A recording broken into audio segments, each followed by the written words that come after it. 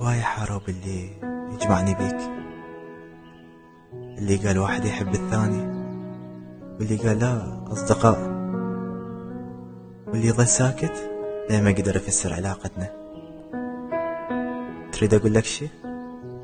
أنا هم مثلهم، ما أعرف شنو اللي يجمعني بيك، وأعترف لك أنا أعزك وأحبك وأشتاق لك هواية من تغيب، وأتأذى من أشوفك ضايج، حتى أغار عليك مرات وأضوج وأخاف عليك. بس رغم هذا علاقتنا مو حب، اكو هواي اشياء ما تنحكي للحبيب، بس ممكن تنحكي للصديق. اني احكيها لك،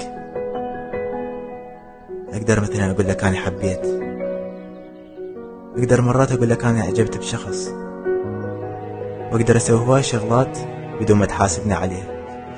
يعني صح مرات تضوج مني تنصحني، بس ما اخاف اني اخسرك بسببها، يعني اللي يجمعني بيك اكبر من هذا الشيء.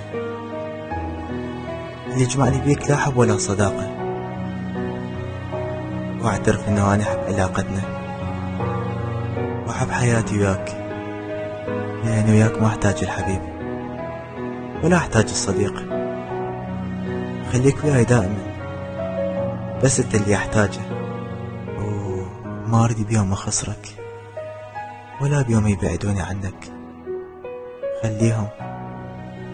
خليهم حايرين باللي يجمعني بيك.